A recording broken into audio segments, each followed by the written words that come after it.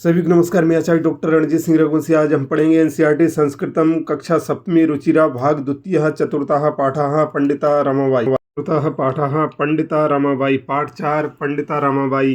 प्रस्तुत पाठ में एक ऐसी महिला का चित्रण किया गया है जो कि अंग्रेजों के समय में, जब भारत हमारा अंग्रेजों का गुलाम था, उस समय महिलाओं को शिक्षा की विशेष व्यवस्था नहीं थी। उस समय इस महिला ने महिला शिक्षा का समर्थन किया और महिला शिक्षा के क्षेत्र में जो इसने काम किए उसका उल्लेख किया। चतुर्थः पाठः पंडिता रमाबाई। पाठ 4 पंडिता रमाबाई। स्त्री शिक्षा क्षेत्रे अग्रगण्या पंडिता रमाबाई 850 अधिक 1800तमे ख्रीष्टाब्दे जन्म अलवत। पंडिता स्त्री शिक्षा के क्षेत्र में अग्रणी पंडिता रमाबाई का जन्म 1858 ईस्वी में हुआ था। तस्याः पिता अनंत शास्त्री डोंगरे माता च लक्ष्मीबाई आस्ताम।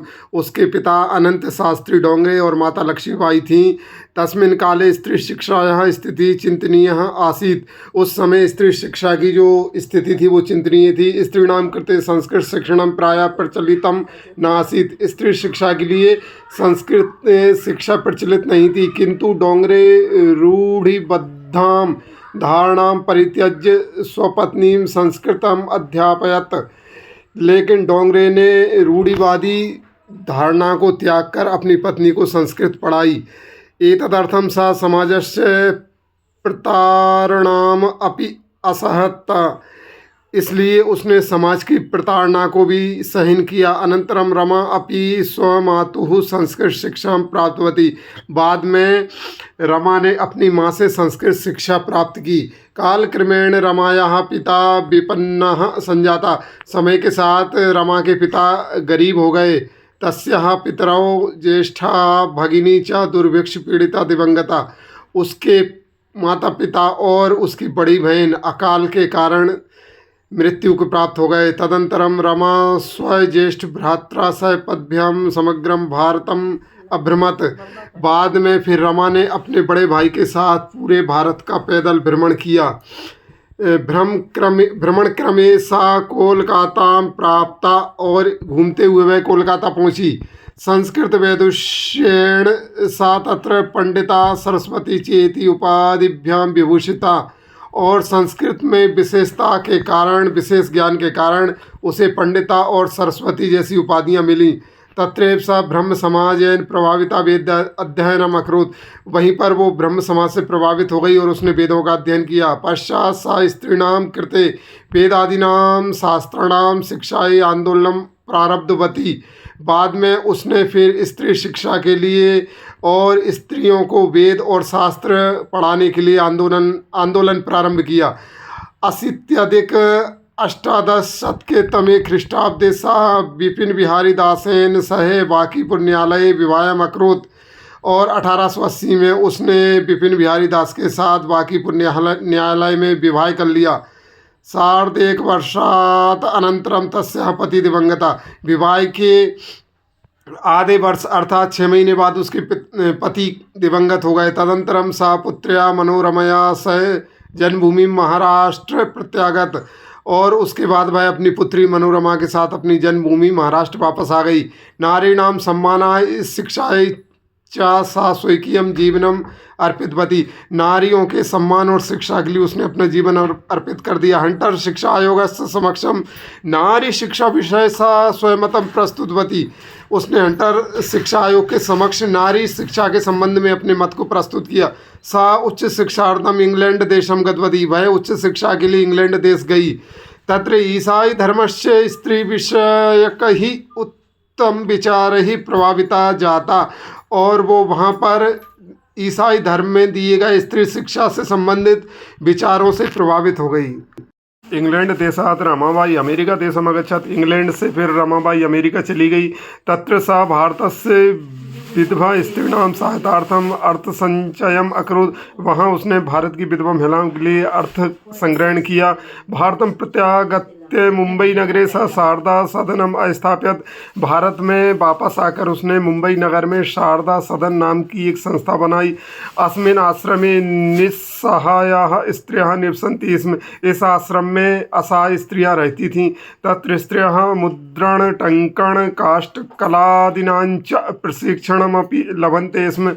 वहाँ पर स्त्रियां मुद्रण टंकण और लकड़ी की कला आदि का प्रशिक्षण लेती थीं। परम इदम सदनम पुणे नगरे स्थानांतरितम जातम। बाद में फिर यह सदन पुणे नगर में स्थानांतरित हो गया। ततः पुणे नगरस्य समीपे केड़गांव स्थाने मुक्ति मिशनम नाम संस्थानम तया स्थापितम। बाद में उसने फिर पुणे नगर के पास में केड़गांव में मुक्ति मिशन नामक एक संस्था भी बनाई। तत्र अधुना अपि निराश्रिताः स्त्रियः ससम्मानं जीवनं यापयन्ति। वहाँ पर अभी भी निराश्रित स्त्रियां सम्मान पूर्वक जीवन यापन करती हैं। 22-9 तमे ख्रीष्टाब्दे रमाबाई महोदय निधनम अभवत्। 1922 में रमाबाई का निधन हो गया। स्वदेश विदेशानाम अनेकासु भाषासु निपुणा आसीत्। वह देश विदेश की अनेक भाषाओं में निपुण थीं। समाज सेवायाः अतिरिक्तं लेखन क्षेत्रे अपि तस्याः महत्वपूर्णम् अवदानम् अस्ति। समाज सेवा के अतिरिक्त लेखन क्षेत्र में भी उनका महत्वपूर्ण योगदान है। स्त्री धर्म नीति हाई कास्ट हिंदू वुमन इति तस्याः प्रसिद्ध रचना द्वयं वर्तते। उनकी दो प्रसिद्ध रचनाएं स्त्री धर्म नीति और हाई कास्ट हिंदू वुमन। एक पदेन उत्तरम लिखत, अर्थात एक शब्द में उत्तर लिखना है। प्रश्न क्रमांक का पंडिता सरस्वती इति उपाधिभ्याम का विभूषित। पंडिता और सरस्वती उपाधियां किसको मिली थी? उत्तर होगा रमाबाई। अगला प्रश्न, रमा कुतः संस्कृत शिक्षा प्राप्तवती। रमा ने संस्कृत शिक्षा कहाँ से सीखी? उत्तर होगा स्वमातुः, अपनी माता से। अगला प्रश्न है, रमाबाई कैंसा विवाह अकरोत। रमाबाई ने किससे विवाह किया? उत्तर होगा विपिन बिहारी दासेन। अगला प्रश्न है, कासाम शिक्षा रमाबाई स्वकीयम जीवनम अर्पितवती। रमाबाई ने किसकी शिक्षा के लिए अपना जीवन अर्पित किया? उत्तर होगा नारीणाम, नारियों की। अगला प्रश्न है, रमाबाई उच्च शिक्षार्थम कुत्र गच्छत। रमाबाई उस शिक्षा के लिए कहाँ गई? उत्तर होगा इंग्लैंड देशम, इंग्लैंड देश। रेखांकित पदानि आधारित प्रश्न निर्माणम कुरुत। रेखांकित पदों के आधार पर प्रश्न बनाना है। पहला है, रमायाः पिता समाजस्य प्रताड़नम असहयत्। रमा के पिता ने समाज की प्रताड़ना सहन की। तो ये प्रश्न बनेगा, कस्याः पिता समाजस्य प्रताड़नम असहयत्। किसके पिता ने समाज की प्रताड़ना सहन की। इसी प्रकार से ये सारे प्रश्न बन जाएंगे। मैंने बना दिया, पढ़ लेंगे, समझ जाएंगे। अंत में लिखा हुआ है, स्त्रियः शिक्षा लभन्ते स्म। स्त्रियाँ शिक्षा प्राप्त करती थीं। तो इसका बनेगा, कहाँ शिक्षाम लभन्ते स्म। कौन शिक्षा प्राप्त करता था। आप देख लेंगे, मैंने लाल अक्षरों में लिख दिया है। सभी के प्रश्न बना दिए हैं। प्रश्न नाम उत्तराणि लिखत। प्रश्नों के उत्तर लिखो। प्रश्न क्रमांक, रमाबाई किमर्थम आंदोलनम प्रारब्धवती। रमाबाई ने आंदोलन क्यों प्रारंभ किया? उत्तर, रमाबाई स्त्रीणाम कृते वेदादीनाम शास्त्राणाम शिक्षायै आंदोलनम प्रारब्धवती।